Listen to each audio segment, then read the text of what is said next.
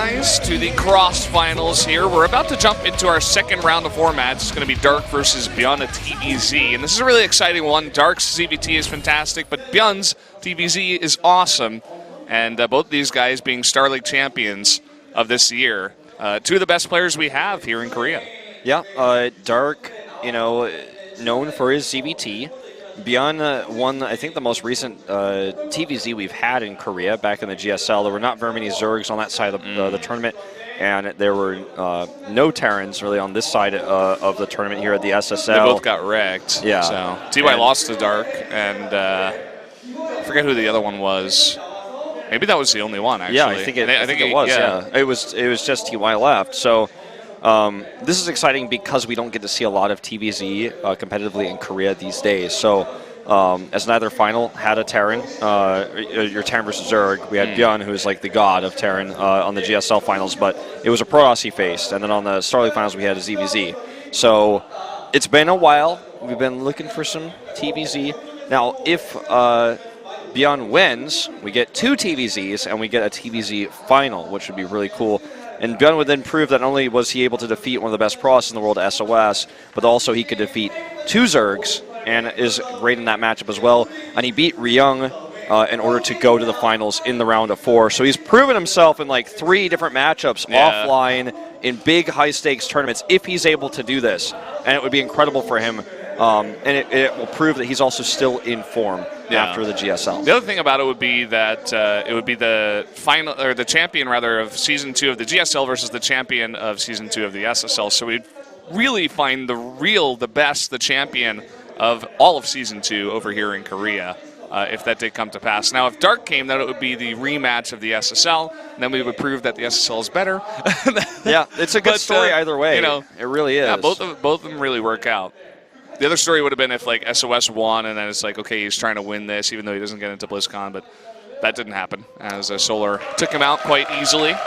By the way, Daehyun behind us, the Korean commentator, who's normally the analyst, we'll take a shot of him right now, is doing this role with Gisato, who's the GSL commentator, also does analysis there.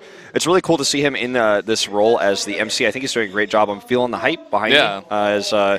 Obviously, he's a very smart guy. He's an ex-pro gamer from a long time ago, and he knows the game really well. He plays at a high level, but at the same time, now doing this MC role, I think he can really point the new analysis casters that are working with him, both Gisato and Kanata, towards what really matters and allow them to get even deeper.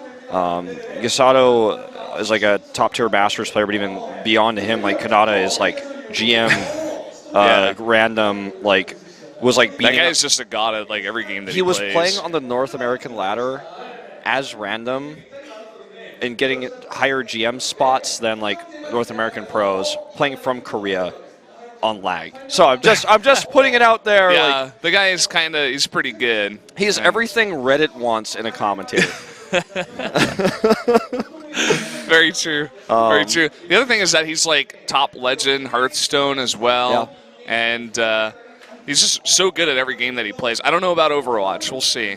Yeah, that's a totally different, kind of location there. He always is playing. I could tell whether he's at home or not based on his Battle.net, because if he's playing StarCraft, I know he's at home, but if he's not playing StarCraft, he's always on Hearthstone, so I know he's like either on the bus or he's going somewhere all day long. Yeah, he is. I try to get him to play Heroes of the He's not. He's like, no, Hearthstone is my game, and I'm like, what about StarCraft? He's like, yes, that is also my game, but my second game is Hearthstone. I don't think he plays much Overwatch either. No, I've never seen him on that even once. So shame. No passion there. Yeah. He's selected the correct games for his passion. Yeah. It seems.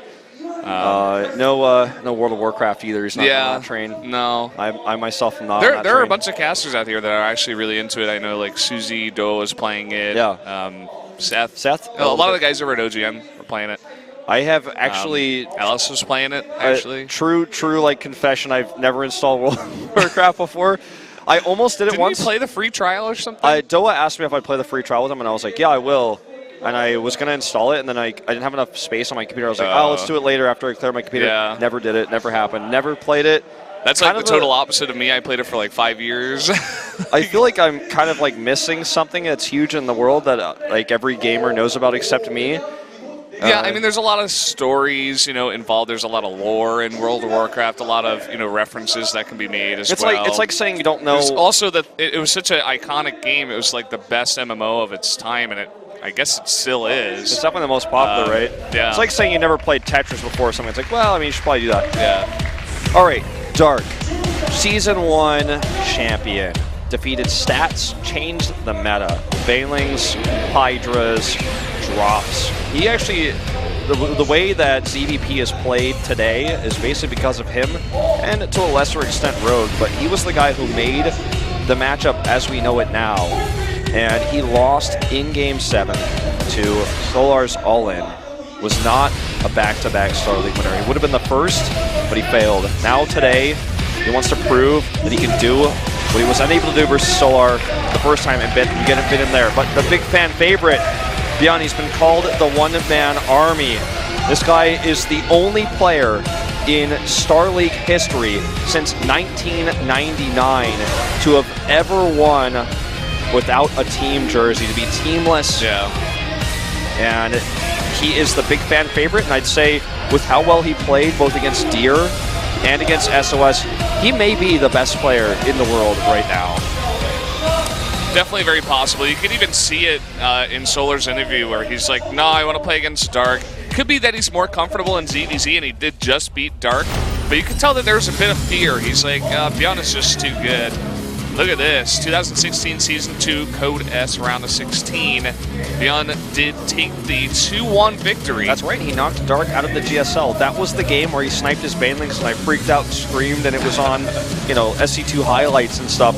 This was a great series. It was the final match, and that's when ByuN moved on to the round of 8. It was the first of many hardships he had to face in the GSL, but he won the entire tournament. But because ByuN is not on a Kespa team, on a Pro League, this is their lifetime matchup. They have played against each other one best of 3. There's no storyline here, there's no rivalry. It's just about getting that top spot in the CrossFinals. And this is so exciting for me because TY was such a good Terran, when he was the only one in the round of 8 for SSL Season 2. And Dark made quick work of him, right?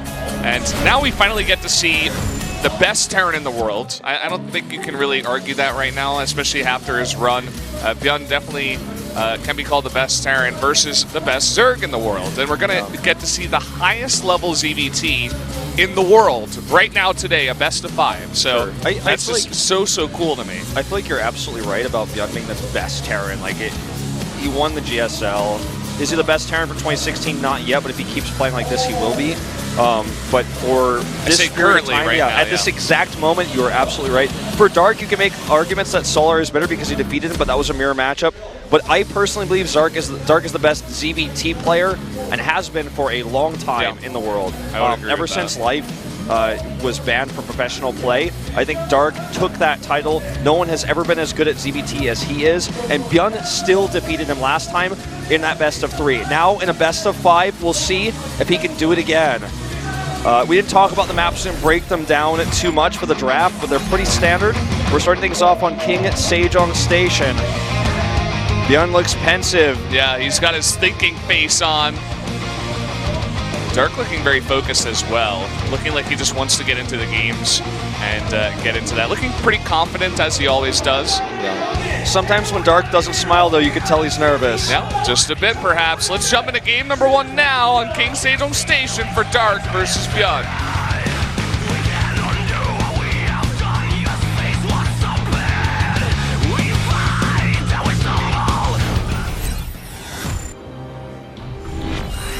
Here we are on King Sejong Station for this TVZ. Down here in the bottom right in the red, the Zerg player from SK Telecom T1, he is Dark. Show us the power of Zerg, the fan says. We'll see if he can do it. He failed to do so in the Star League Finals in that 7th game. His opponent, the most popular StarCraft player in the world, the only teamless player to have ever won a Star League title, it is ByuN.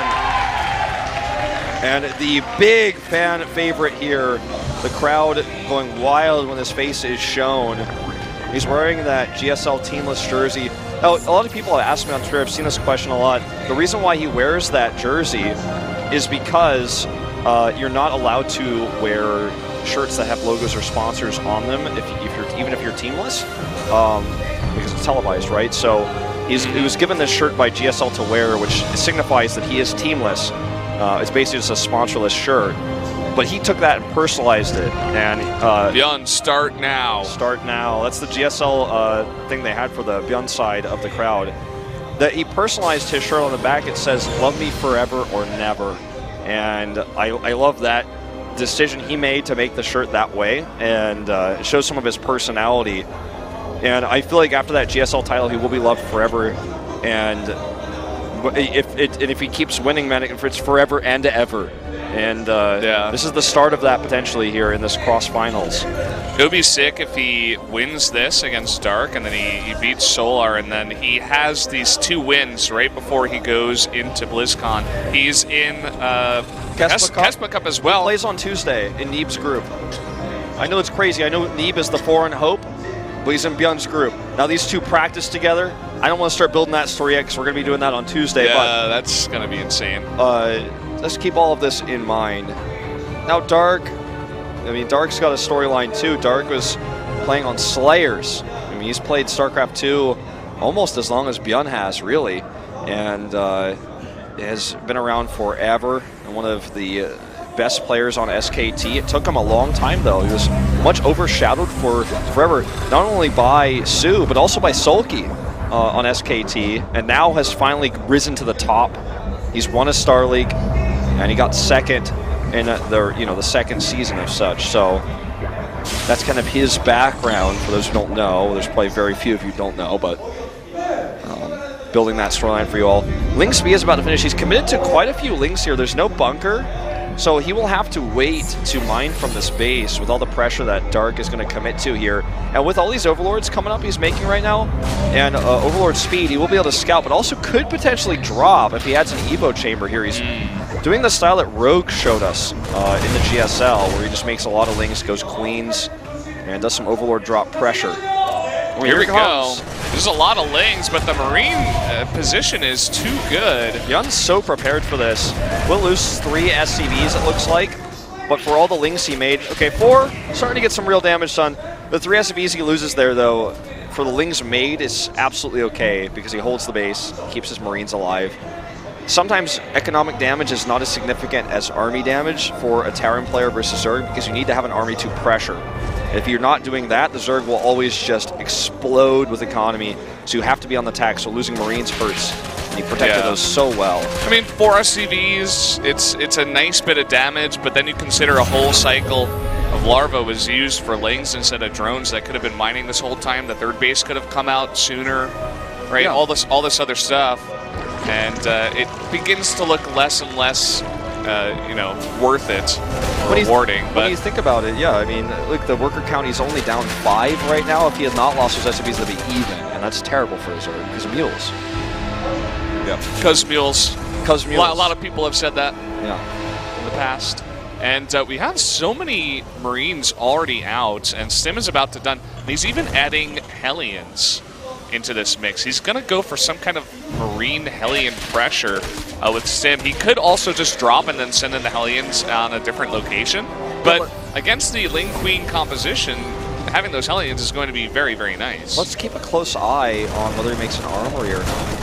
That's, there you go. So there you have it. So it's going to be a Hellbat timing attack. Now what he can do is put 4 Hellions in the dropship, then drop, and after they drop, transform. Even though a medevac can only carry 2 Hellbats, while they're in Hellion mode, it can store 4. So he can, use these Hellions as Hellbats once dropped. He's probably not going to save all of them, obviously, because he can't pick them up. But it's okay, because they're going to do a mass amount of damage. Look at the army supplies right now. This is a very strict, razor's edge timing he has to hit here. Look at this. The armory's going to finish as he gets to the base. So well prepared for this first map is ByuN, and here he comes. Hellbats can transform. He may just simply attack with them instead of dropping. Another powerful technique, just hit hard and fast.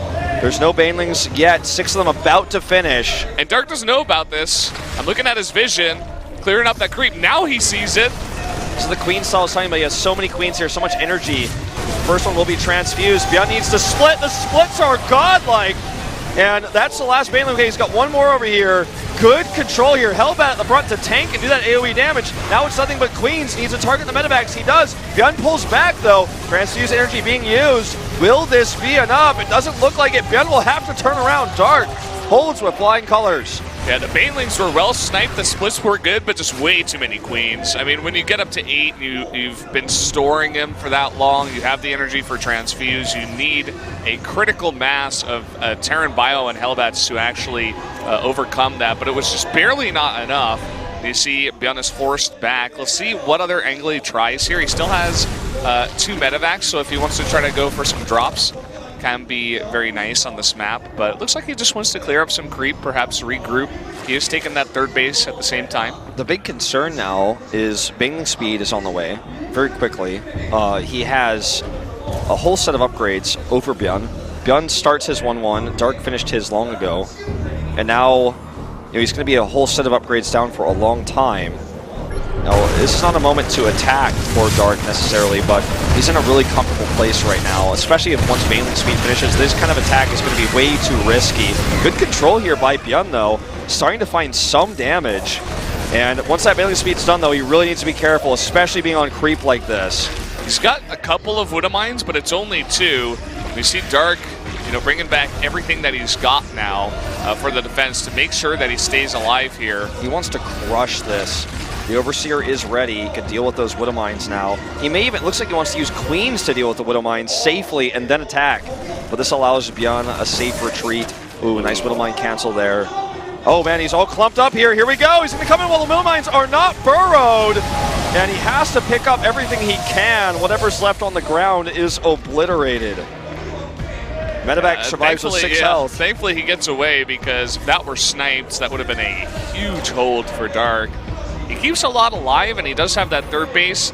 And now the 4th base here for Dark, it can be pressured. I'm surprised that ByuN doesn't go for any drops here. I guess with this many Queens on the map, it can be quite difficult, but he's been just going for straight up pushes. And now, now that attack was held off, he's just sitting back. And even the upgrades for Dark were ahead in that fight. He had 1-1, whereas the 1-1 for ByuN was not finished. So made it a bit harder for ByuN to attack there. That's right, here comes the Baneling drop here now into the natural. Targeted down though. What Baneling drop? That disappeared quite quickly. Are we sure we're not watching another Archon game? Who's in there with them? Insane multitasking here, very quickly done and cleaned up. Concussive Shell's on the way. Dark's still massively, ahead when it comes to economy, I guess you could say, but ByuN is just hitting his strides with this macro. He's a whole set of upgrades behind, as mentioned, but he's closed that gap significantly. It's not, one full set. It's like 80% of a set, as he made his 2-2 immediately, whereas Dark did not. Scans going down here. He's clearing up the creep. Dark's creep is a little bit weak this game because ByuN has been so aggressive. ByuN's splitting is so good that you're just never going to get the Baneling trade that you would against another average mid-tier Terran, right? I mean, this is not a GM ladder game. I mean, this is ByuN. This is the GSL champion we're talking about, who defeated Dark on his road to win that championship.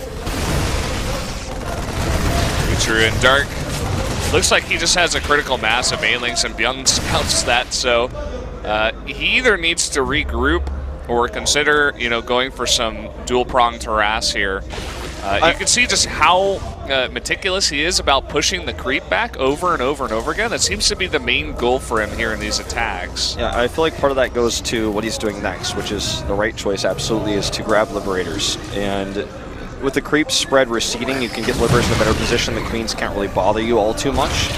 It's going to force Corruptors out of Dark, which he's very famous for making, but he doesn't have a Spire yet. He wants to jump straight to Ultra Tech. The Hive is done, but the Liberators are coming out first, so he kind of already has somewhat of an answer for this Ultra Tech.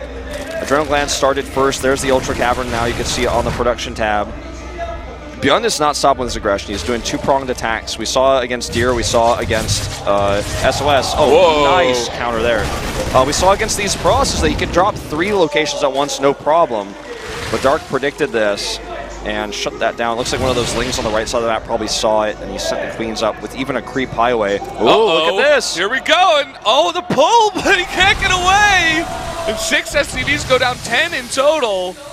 Oh, man, and a lot of them are very, very low. So if he sends some Lings over there, it looks like he may want to send a couple. Could definitely clean some of them up, but this is part of what makes Dark such a fantastic CBZ player. He holds everything that the Terran throws at him, but he also fights back with crazy bailing run-bys. Okay, look at this splitting. Pre-splits are incredible, and he makes these Banelings seem like a bad unit. He makes Banelings look worthless with these positions, these splits. The end of that fight, he didn't split perfectly, and there's no split there, but it was still a better trade than you're going to get most of the time. Gets 11 drones too, so the counter drone harass, really it does about the same amount of damage as the Banelings did. This time he has a small counter Marines, no matter how well he splits, it's not going to be a good fight, or am I wrong? Look at these splits! Oh, but just way too much Zerg, namely all the Lings coming through, and a large portion of the Banelings also do stay alive. And now this is the rough part where the Terran has a lot of stuff in the medevacs. He has to retreat, and Dark made him retreat very, very far back, all the way to his natural. So many queens still left over. He can remake that creep. And don't forget, guys, that he's transitioning into ultras all the while. So that really speaks to where Dark is in this game, that he's holding everything off really well, but also teching up very fast. Yeah, and the 5th base is coming up here as well. So, I mean, this is a good position for both players. This is a very even game. It's a low, like, I don't want to say low economy, but if you look at the supplies, you're like, wow, no one's even really close to max yet. It's because they've been trading so hard. Yeah, lots of ByuN is attacking non-stop, and Dark is fighting back, and we're seeing a lot of action. This is why people love this matchup more than any other. It's just because it's such a beautiful matchup to watch, and we're seeing it here. Now, the attack is hitting really hard now at this 5th base. We'll see if he can hold it. I mean, I think he's just going to let it go. He kind of got outmaneuvered here. Some of his units were off creep. He has to cancel the base. And ByuN, meanwhile, takes his 5th from his main, moving that over. And 3 more Ultras on the way. Chitinous plating.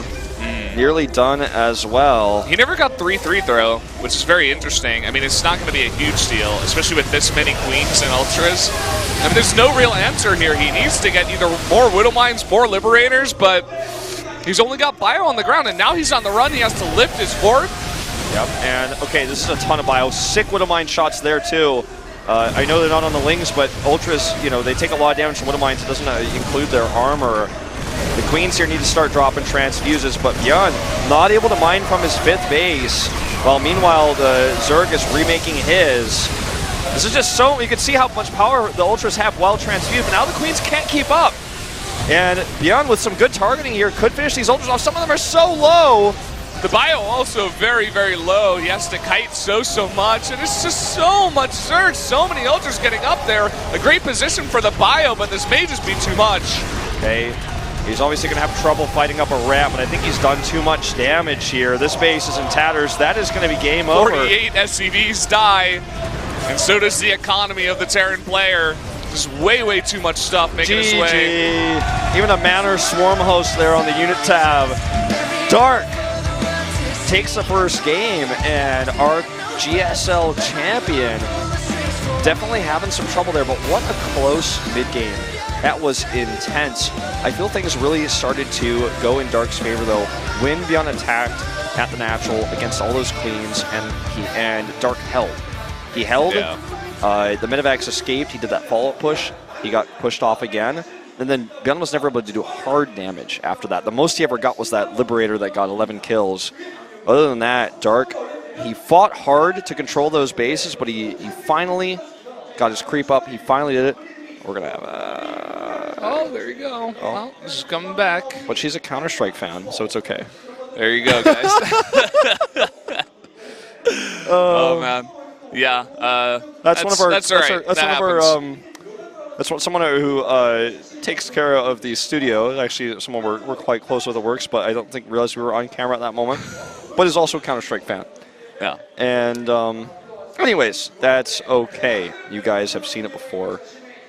It's happened. It's happened. My favorite is when, as I said before, someone just like appears over here, just randomly. They'll like stick their head in. They just like, don't get that they're on camera because, I mean, it's kind of like a wide-angle shot, right, to capture all of this. We have a nice camera. Yeah, it's pretty good. It's pretty all right. You got some good equipment down here at the Next Gen Arena. So, ByuN lost game number 1 in the GSL Finals 2. Then he came back to destroy SOS. 4 in a row. The difference this time being, of course, that this is not a finals. Also, the first game, SOS cheesed him, and he cheesed as well. It was proxy versus proxy. The Protoss gets the better trade of this every time on those positions on that map. So it was like ByuN kind of lost a builder loss on that, and then just won straight-up games versus SOS 4 games in a row, won the title. Yeah. But in this, he just lost a straight-up game, and that's got to be a little bit frustrating. It's a different matchup than what he's played his last 2 televised offline matches. Beat Deer, then of course beat SOS in the grand finals. So now having to shift gears, going into a totally different matchup. In fact, 2 of them, even if he wins this, he will have to play the same matchup again.